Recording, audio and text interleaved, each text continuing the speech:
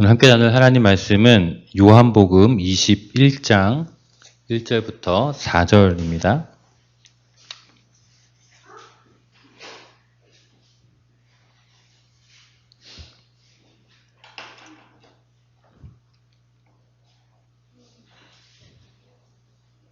요한복음 21장 1절부터 4절까지 말씀 우리 함께 합독하겠습니다. 그 후에 예수께서 디베랴 호수에서 또 제자들에게 자기를 나타내셨으니 나타내신 일은 이러하니라.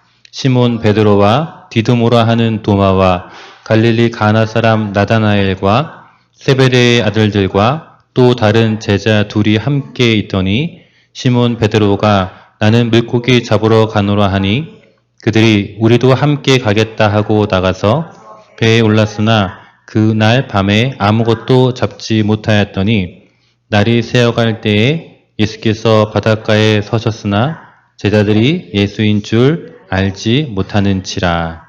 아멘. 앞으로 수요 예배 9주 동안 함께 한 인물을 살펴보려고 합니다. 베드로인데요. 그래서 아마 교회를 다니면 가장 많이 듣는 인물 중에 한 명이 예수님 빼고는 베드로가 아닐까 싶어요. 복음서에 워낙에 많이 나오고 사복음서에 거의 한 100회 이상이 베드로의 이름이 언급이 되고 있습니다. 다른 12명의 제자들은 어떤 제자들은 좀 이렇게 비중이 있게 성경에서 복음서에서 다루는 제자들이 있기도 하지만 대부분은 12제자 부를 때 한두 번씩 등장하거나 혹은 이제 처음에 제자로 이제 부르실 때 뭐 마태라든지 뭐 요한, 야고보 이런 몇몇 제자들만 처음에 부르시는 어떤 사건들이 있고 그다음에 예수님을 따라다니는 과정에서 예수님의 사역에 함께 참여하면서 어떤 일을 그들이 구체적으로 하였는지는 잘 나오지 않습니다. 그냥 뭉뚱그려서 그냥 제자들 이렇게 표현되긴 하지만 구체적으로 한 명 한 명 이름이 거론이 되면서 나오는 예는 흔치가 않습니다. 베드로가 유독 굉장히 많은 그게 뭐 드라마나 이런 영화로 치면 많은 분량을 차지하고 있는 거죠. 베드로가 예수님의 그러니까 흔히 수제자라고 이렇게 이야기를 하는데 뭐 사실 성경 어디에서 베드로가 예수님의 수제자다 이렇게 이제 명시적으로 표현되는 곳은 없습니다.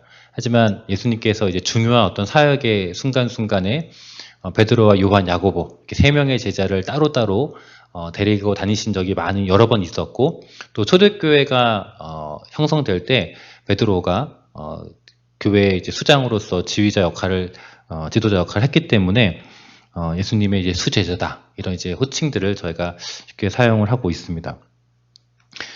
그리고 이제 복음서를 넘어서 사도행전에 가게 되면 사도행전에 이제 사도 바울이 본격적으로 회심하고 등장하기 전까지는 거의 이 초대교회의 그 형성이 베드로를 중심으로 진행되었다고 보여집니다. 그래서 사도행전에도 60회 이상이 베드로의 이름이 언급이 됩니다. 그러니까 성경에서 한 사람의 이름이 지금 복음서와 사도행전 하면 한 160회 이상이 되는데요. 이렇게 많이 언급된 사람 자체가 아마 없을 거예요.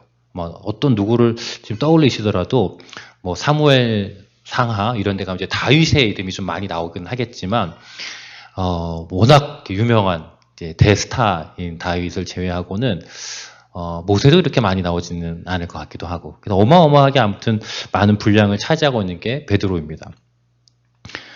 베드로 그래서 이제 신약에 보면 너무나 많은 일화들이 있죠. 처음에 이제 부르시는 장면에서 나를 떠나소서 나는 죄인이로소이다 이런 이제 고백을 하면서 또 물고기와 배와 부친을 내버려 두고 예수님을 따르는 굉장히 어떤 극적인 이런 요소들도 있고요. 또 장모님 베드로의 이제 장모를 예수님께서 고치는 그 현장을 가장 가까이에서 목도하기도 했죠. 심지어는 인간으로서는 최초로 무리를 걸었던 사람으로 성경에 나오는 그 엄청난 사건이 있고 또 우리가 가장 대표적으로 알고 있는 베드로에 대한 이야기는 바로 너희는 나를 누구라 하느냐라고 할 때 주는 그리스도시요 살아계신 하나님의 아들이십니다. 라고 해서 막 예수님이 칭찬을 한 다음에 바로 사탄아 내 뒤로 물러가라. 이렇게 막 엎치락 뒤치락 하는 이런 베드로의 모습들을 이제 있고요. 또 가장 클라이막스는 예수님께서 이제 너가 나를 부인할 것이다. 다 울기 전에 3번이나 부인할 거다. 라고 했을 때 호언 장담하면서 내가 절대로 다른 제자들을 다 버릴지라도 저만큼은 버리지 않겠습니다라고 호언 장담했던 그 베드로가 여지없이 이제 무너지는 장면들이 있을 테고, 또 부활 이후에도 예수님을 그 무덤에 가서 빈 무덤을 직접 두 눈으로 확인하고 다시 예수님과 조우했을 때 너가 나를 사랑하느냐라는 또 유명한 일화가 있고, 거기서 내 양을 먹이라 라고 하는 예수님의 다시 사명을 맡기는 이런 장면들이 나옵니다.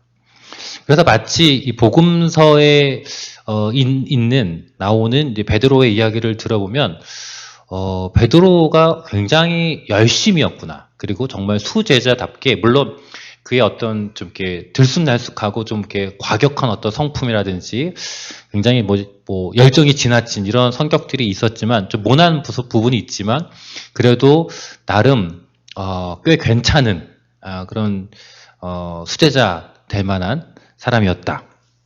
이런 증거들이 여기저기서 발견될 수가 있습니다.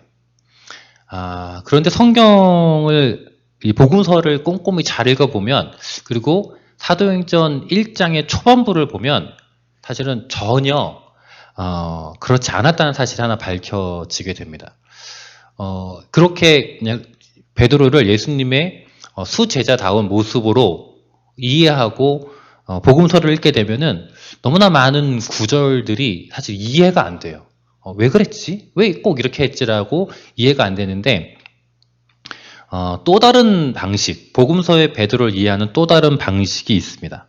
그것은 베드로가 엄청난 오해와 착각 속에 예수님을 따랐다고 보는 것입니다. 오늘 제가 정한 설교의 제목은 오해입니다. 오해. 사실 복음서의 베드로는요, 처음부터 마지막 끝까지 예수님에 대해서 엄청난 오해를 했습니다. 심지어는 그가 주는 그리스도시요 살아계신 하나님의 아들이십니다라고 예수님이 칭찬한 그 어마어마한 고백을 했지만, 사실은 그 기저에 깔린 마음에는 여전히 오해가 아주 강력하게 자리를 잡고 있었습니다. 어떤 오해를 있었는지 오늘 우리가 읽었던 본문에도 그 내용들이 사실은 나오고 있습니다. 21장 1절에 보면 그 후에라는 첫 단어로 시작합니다. 그 후에라는 것은 앞에 이제 요한복음 20장에서 여러 가지 사건들을 소개하는데 그 후를 이야기하겠죠. 요한복음 20장에서는 예수님의 부활 사건이 나옵니다. 그래서 이제 두 여인이 예수님을 막달라 마리아가 이제 찾아가서 그 이야기를 듣고서 안 계신 것을 보고서 이제 베드로에게 갑니다. 베드로가 요한과 함께 막 무덤을 달려가서 직접 무덤이 비었다는 사실을 목격을 하죠. 이게 무슨 이야기냐면 예수님께서 죽으시고 부활하실 거다라는 사실을 이미 여러 차례 언급을 하셨고, 예수님이 십자가에 죽었을 때 정말 실망하였지만 그래도 부활이라는 사건이 정말로 일어난다면 그것은 이제 엄청난 대반전이 되는 거죠. 죽은 게 끝이 아니라 새로운 시작을 또 한 번 할 수 있는 어마어마한 그 드라마의 대반전이 시작되는 터닝 포인트가 사실은 부활 사건이었던 거죠. 그 빈 무덤을 직접 목격했을 뿐만 아니라 그냥 빈 상태만 본 것이 아니라 심지어 제자들이 모여 있을 때 예수님께서 나타나셨죠. 그래서 오늘 본문에 나오는 이 디드모라 하는 도마만 없는 상태에서, 나머지 제자들만 모인 상태에서 예수님께서 나타나셨습니다. 그 베드로도 직접 부활하신 예수님을 목격한 게 20장에 나옵니다. 그리고 심지어 8일 후에, 이번에는 그 도마도 있을 때 다시 예수님께서 또 나타나신 거죠. 그러니까 베드로는 적어도 요한복음에 의하면 2번 이상 부활하신 예수님을 본 거죠. 그러면 그의 어떤 믿음, 예수님을 향한 그동안의 열심, 막 이런 것들이 비록 십자가에 좀 비참하게 죽은, 예상치 못하게 죽으신 그 사건 때문에 마음이 많이 무너졌다고 하더라도 이제 다시 회복할 수 있는, 다시 뭔가 일어설 수 있을 법한 그런 것들이 충분히 토대가 되어 있는 상황인 거죠. 그런데 그 후에 그런 사건이 있은 다음에 예수님께서 지금 어디에서 나타나시냐면 디베랴 호수에서 나타나십니다. 이 디베랴 호수가 갈릴리 호수를 가리키는 다른 말인데, 갈릴리 호숫가에 지금 제자들이 가 있는 거죠. 그들의 고향 갈릴리로 간 거죠. 예수님께서 예루살렘에서 십자가에서 죽으시고 그 근처에서 무덤에 있었고, 그렇다면 어떻게 보면 제자들이 계속해서 활동을 해야 된다면 그 예루살렘을 중심으로 해서 뭔가 사역을 시작해야 되는데, 예수님이 부활하신 사건을 직접 경험하고 목격했음에도 불구하고 베드로는 지금 고향으로 가버린 거죠. 그러니까 이전의 어떤 상태로 지금 돌아간 거예요. 이해가 안 되는 거죠. 아니, 예수님이 십자가에서 죽으셨으면은 뭐 이해가 되죠. 뭐 소망이 우리가 바라던 바가 아니었구나, 좌절하고 실패할 수 있는데, 아니 부활까지 하셨는데 불구하고 그것을 생생하게 눈으로 목격했음에도 불구하고 베드로는 갈릴리 호수로 가서 이전의 삶을 살았습니다. 요 관점이 뭐냐면, 베드로가 엄청난 오해와 자기만의 착각 속에서 예수님을 따랐다는 것을 보여주는 한 가지 큰 증거입니다. 2절에 보면 그 베드로와 함께 지금 갈릴리 호수에 있는 등장 인물들이 나옵니다. 쟁쟁한 인물들이 나와요. 디두모라 하는 도마, 우리가 흔히 뭐 의심 많은 도마 뭐 이렇게 표현을 하는데, 요한복음 20장 28절에 처음에 예수님 나타나셨을 때 안 계시다가 다시 나타났을 때 거기 있죠. 그리고 막 옆구리에 막 손에 이렇게 막 만져보아라 예수님께서 말씀까지 하시죠. 그때 도마가 엄청난 고백을 하죠. 나의 주님이시요 나의 하나님이시니이다. 이분이 정말 나의 주님이시고 나의 하나님이시구나 라는 사실을 깨닫고 거기서 고백을 했었던 바로 그 도마도 지금 어디에 가 있느냐? 갈릴리에 가 있는 거예요. 갈릴리 가나 사람 나다나엘은 요한복음 1장에 나오는데, 이제 안드레가 이제 부를 때 무슨 나사렛에서 무슨 선한 것이 나겠느냐 그랬더니 예수님께서 너가 무화과 나무 아래에서 내가 봤다 이런 얘기를 하시니까 이분이 정말 선지자구나라는 직감을 가지고, 당신은 하나님의 아들이시요 당신은 이스라엘의 임금이로소이다 하는 어마어마한 고백을 했던 사람이 바로 이 나다나엘이에요. 그러니까 예수님을 아예 사역의 초기부터 하나님의 아들로 왕으로서 인정했던, 고백을 했던 나다나엘이 지금은 역시 베드로 곁에서 있다는 거죠. 세베대의 아들들 야고보와 요한, 마태복음 20장에 의하면 이 어머니가 이제 예수님을 찾아와서 당신의 나라에서 우리 아들을 하나는 좌편에 하나는 우편에 앉혀달라고 이야기를 하죠. 그러니까 어머니가 생각하기에도 자신의 아들들은 어떤 사람이다? 그럴 자격이 있다. 그냥 예수님 저 멀리서 뒷구문에 쫓아다니는 그런 제자들이 아니라, 우리 아들 정도라면 베드로가 조금 걸리긴 했겠지만, 요한도 조금 걸리긴 했겠지만, 그래도 꽤 예수님의 최측근이다. 그래서 예수님의 뭔가 이 새로운 왕이 되실 때 그 옆에서 보좌할 만한 그런 희생과 헌신과 수고를 지금껏 하지 않았느냐라고 어머니는 확신하였고 예수님한테 강하게 이야기를 합니다. 그래서 주의 나라에 이를 때 주의 좌편에 우편에 앉혀달라고 이야기를 했던 거죠. 그만큼 열심히 따라다녔던 이 야고보와 요한도 지금 갈릴리에 가 있습니다.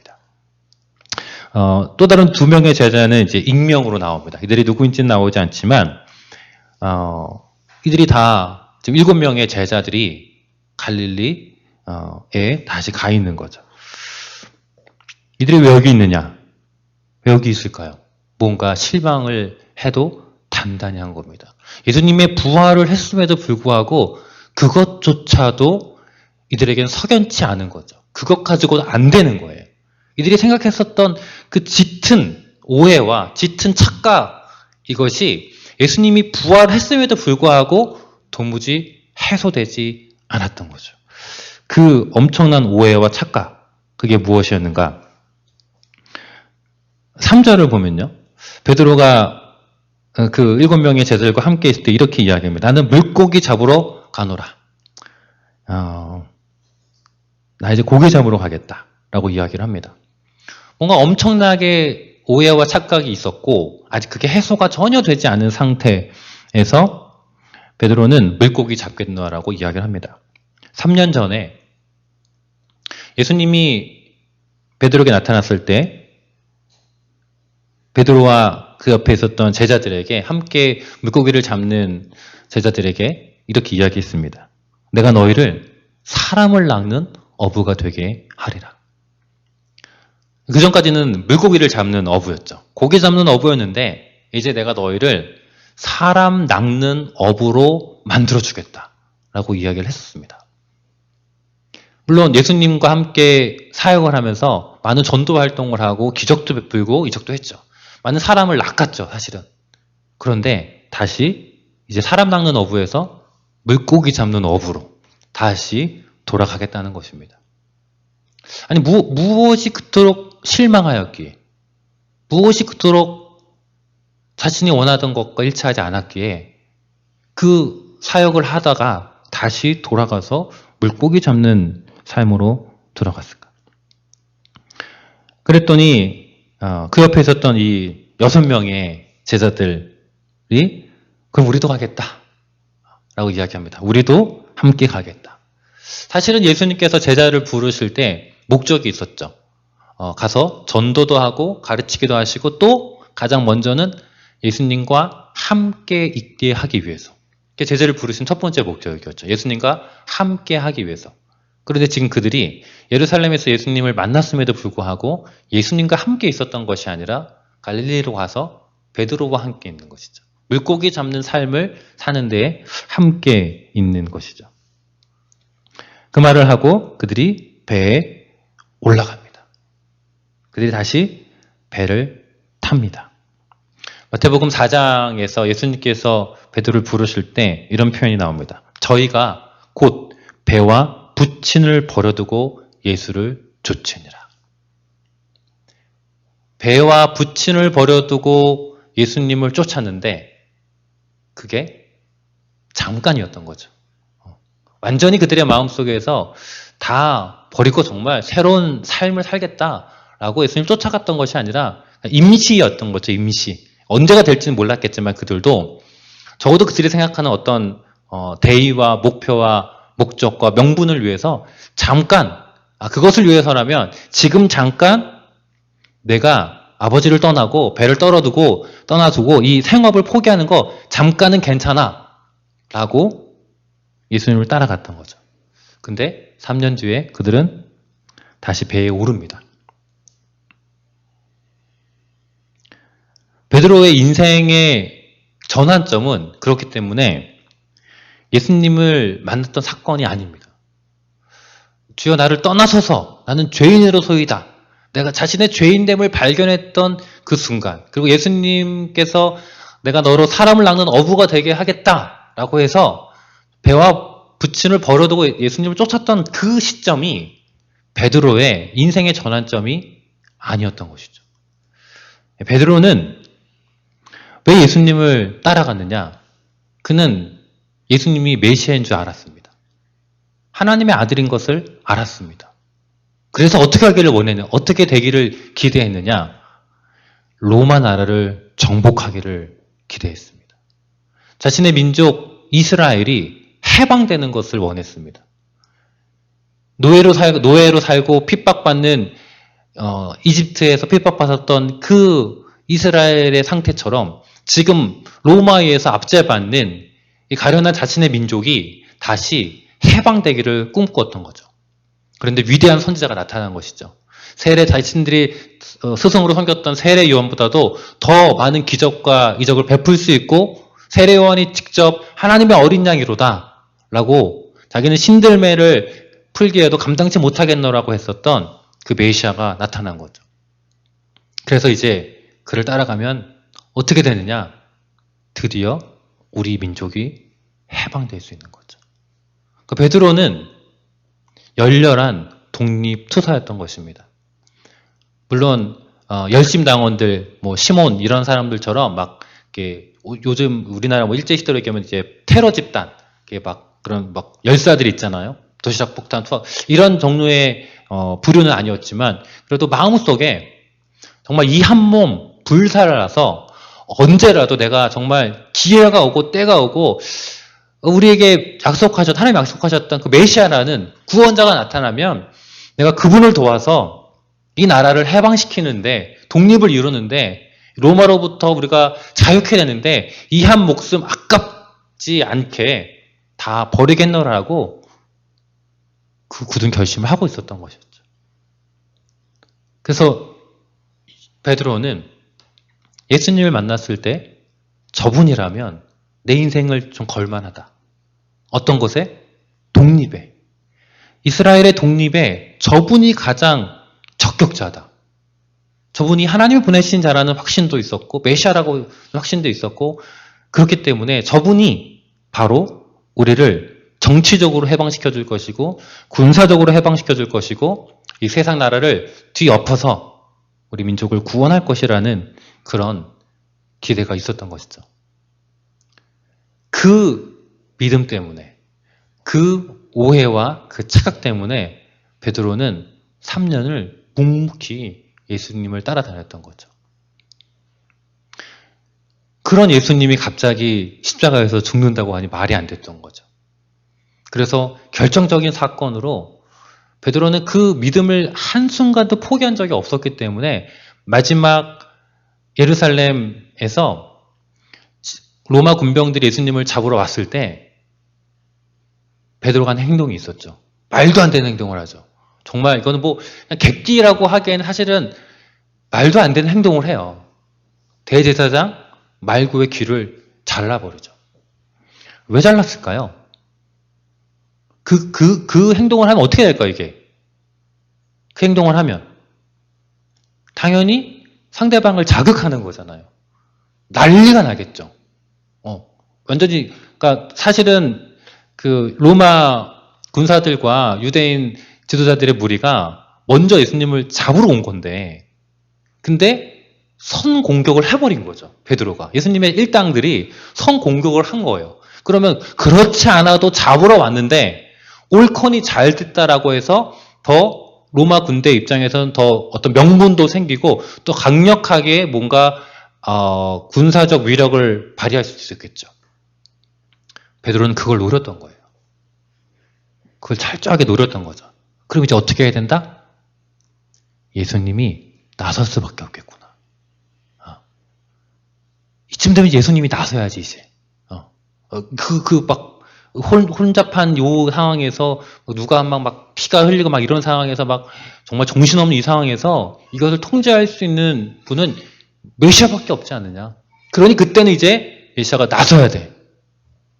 근데 예수님께서 말교 귀를 다시 붙여주세요. 와, 이거는 싸움을 붙이려고 그랬는데 싸움을 붙이기는커녕 완전히 그냥 아무것도 아닌 무능력한 예수님의 모습을 보고서 베드로는 실망을 넘어선 거죠. 그리고 혹시나 했었던 모든 기대들이 와르르 완전히 무너집니다. 그렇기 때문에 대제사장의 뜰에서 내가 모른다. 저 사람 모른다. 라고 부인하는 건 어쩌면 당연한 수순이었을지도 모릅니다. 나에게 저렇게 철저하게 실망을 안겨주고, 물론 베드로의 오해였죠. 완전한 착각이었죠. 하지만 그런 실망과 절망을 안겨준 저 사람을 내가 더 이상 따를 필요도 없고 그럴 이유가 없었던 거죠. 이미 민족의 해방과 독립은 물 건너 갔구나라고 생각을 했던 거죠. 베드로는 처음부터 예수님에 대한 엄청난 오해를 했습니다.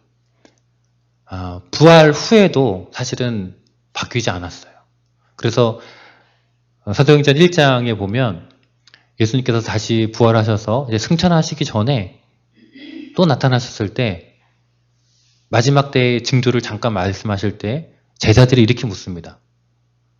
주님께서 말씀하신 때가 이때입니까? 그럼 이제는 뭔가 일어나는 것입니까? 사건이 일어나는 것입니까? 라고 이야기하죠. 아직도 제자들의 염두에 두고 있는 것은 이 세상에서 자신의 민족이 로마로부터 벗어나는 것, 민족이 해방과 독립을 맞이하는 거였죠. 어느 사람이 그런 마음을 가지지 않을 수 있겠습니까? 그렇게 수십 년 동안 외국의 압제를 받고 산다면 지금 이렇게 러시아 우크라이나 전쟁 사태에서 지금 거의 한 3달, 4달 이렇게 계속 끌어가고 시간이 지내고 있는데 이러면 정말 얼마나 사람들의 마음이 실망하고 좌절하면서 정말 뭐 미국이 됐든 어느 유럽의 강대국이 됐든 어디 나라 하나 우리 좀 도와주기를 정말 간절히 바라는 마음에 다 열혈투사가 되지 않겠습니까? 그런데 만약에 우리가 도와줄게 막 했었던 사람이 전혀 딴소리를 한다. 그러면 그 실망과 좌절감은 엄청난 거죠. 부활하신 사건 이후에도 예수님 여러 차례 만났지만 여전히 그 마음을 품고 있었던 베드로는 철저히 실망하고 좌절하고 그래서 결국 다시 배에 오르기로 작정을 했던 거죠. 그래서 이제 어쩌면 모든 것을 잊고 모든 과거 3년 그냥 내 인생 허비했다. 내가 독립 위해서 한번 임원 바치려고 했지만 안 되는 거 어떻게 하고 실망과 좌절과 철저한 패배감 속에 다시 고향으로 돌아가서 물고기를 잡으려 하였으나 그것마저도 여의치 않았습니다. 그날 밤에 아무것도 잡지 못하였더니 우리 삶 가운데 어쩌면 이런 환경들이 있죠. 큰 실망을 하고 큰 좌절을 하고 뭔가 오해했었던 것들 내가 정말 그 사람에 대해서 이 일에 대해서 오해했었구나 라고 이제 발견하고 마음을 비웠는데 근데도 뭔가 뜻대로 되지 않고 더 어렵고 힘든 상황들이 있을 때 우리 한 가지 기억해야 될 것은 그런 상황들이 왜 일어날까? 하나님은 과연 그런 상황들과 환경을 통해서 어떻게 우리를 이끌어 가시는가 하는 것들을 기억해 볼 필요가 있는 것 같아요. 그래서 베드로의 인생의 전환점은 진짜는 언제 오느냐? 예수님을 만난 사건도 아니었고 예수님에 대한 위대한 고백을 하는 사건도 아니었고 부활하신 예수님을 목격한 그 어마어마한 사건도 아니었고 부활하신 예수님께서 그들에게 사명을 주신 사실 그 사건도 아니었습니다. 베드로의 마음을 심리적으로 회복시키면서 내 양을 먹여라, 내 양을 치라, 내 양을 먹이라 했었던 그 사건도 사실은 아니었습니다. 진짜 베드로의 인생의 진짜 전환점은 사도행전 2장에 바로 성령을 경험하고 나서부터 시작이 됩니다. 4절에 보면 이제 날밤을 샜습니다. 어디서 많이 봤던 장면이죠. 누가복음 5장에서 예수님을 만났던 모습에서도 이런 장면이 있었죠. 날이 새도록 고기를 한 마리로 못 잡았던 사건.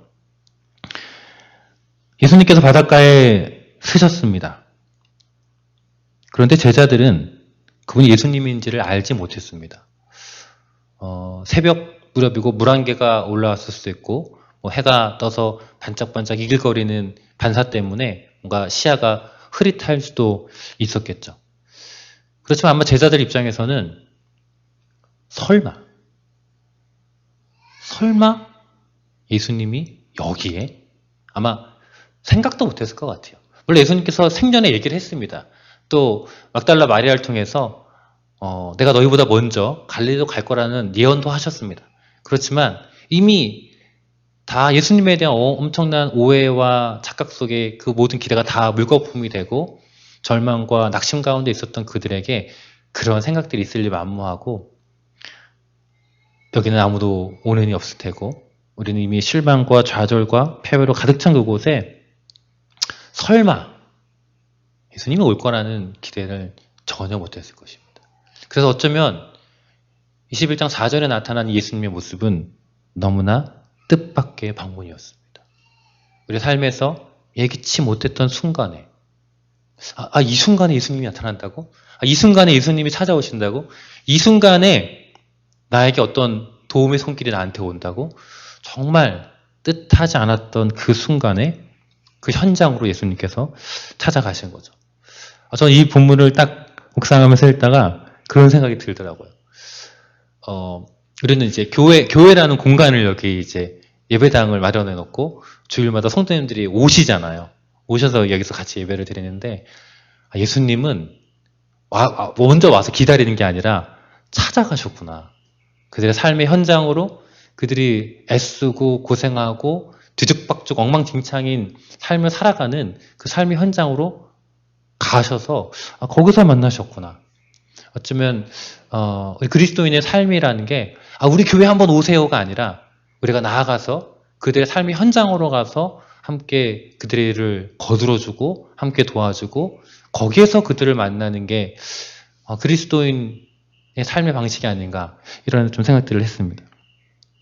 아무튼 이 제자들 예수님을 알지 못하였습니다. 영어 성경에 표현해 보니까 재미난 표현을 했는데 그냥 알지 못했다는 게 아니라 예수님인 줄을 깨닫지 못했더라라고 기록하고 있습니다. 예수님께서 부활하셨을 때 엠마오로 가는 두 제자도 예수님을 알아보지 못했죠. 그리고 심지어 제자들 가운데 예수님이 나타나셨을 때 이게 정말 예수님인가 유령인가 의심반 회의적이었죠. 그래서 예수님께서 직접 만져보라고 보라라고 증거를 보이실 정도로 아마 약간은 좀 변형된 형태의 몸이셨을 수도 있습니다. 그래서 제자들은 그분이 예수님인지를 깨닫지 못하였던 것이죠.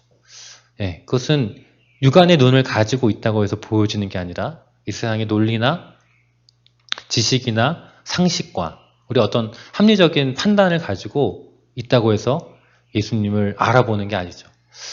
그것을 가지고 예수님을 알아본다면, 그것을 가지고 우리가 신앙생활을 할 수 있다면, 똑똑하고 공부 잘하고 잘난 사람들이 먼저 예수님을 믿거나 이래야 되지만, 하지만 영적인 눈, 영적인 시각을 갖는 것은 전혀 다른 차원의 문제인 것 같습니다. 베드로는 이 세상 나라에 집착했습니다. 자신들의 민족주의에 집착을 했죠. 그 관점과 그 사실에서 바라보았을 때 그는 영적인 메시아로 온 인류의 구원자로 오신 예수님을 알아보지 못했던 것 같습니다. 오늘날 우리 그리스도인의 삶에도 사실은 많은 오해가 있을 수 있을 것 같아요. 나는 하나님이 이런 분이라고 생각해. 나는 예수님이 이런 분이라고 생각해. 라는 것이 정말 그것이 하나님이신가? 그분이 예수님이신가? 아니면 내가 믿고 싶어하는 그런 그냥 모습인가? 어쩌면 우리들도 오늘 베드로가 예수님에 대해서 엄청난 오해를 가지고 따랐던 것처럼 우리의 모습 가운데도 나의 기대나 나의 바람이 그냥 이렇게 투영이 돼서 하나님을 믿고 예수님을 믿고 있는 부분은 없는지 좀 돌아보았으면 좋겠습니다. 그리고 우리 안에 있는 이런 영적인 오해와 이런 눈꺼풀들이 있다면 영적인 안목으로, 영적인 깨어남으로, 영적인 눈뜨임을 통하여서 다시 한번 그리스도를 밝히 볼 수 있는 은혜가 저와 여러분에게 있게 되기를 소망합니다. 기도하겠습니다. 하나님 아버지 감사합니다. 베드로의 삶을 통하여서 자신의 기대와 자신의 방향성과 자신이 원했던 것들을 예수님이 충족시켜주지 못했을 때 실망하고 좌절했던 모습을 보았습니다. 하나님, 우리가 오랜 동안 신앙생활을 하지만 이 신앙생활을 하면서 내 바람과 내 기대가 충족되지 못하고 내 뜻대로 뭔가 이루어지지 않을 때 서운해하고 섭섭해하는 마음들이 있고, 또 그러한 오해들 때문에 우리가 하나님을 잘 섬기지 못하는 부분들이 있다면, 하나님, 우리 영적인 눈을 더 밝게 떠서 진정한 하나님이 누구신지, 진정한 예수 그리스도가 누구신지를 더 잘 알 수 있도록 은혜를 부어 주옵소서. 예수님의 이름으로 기도드립니다. 아멘.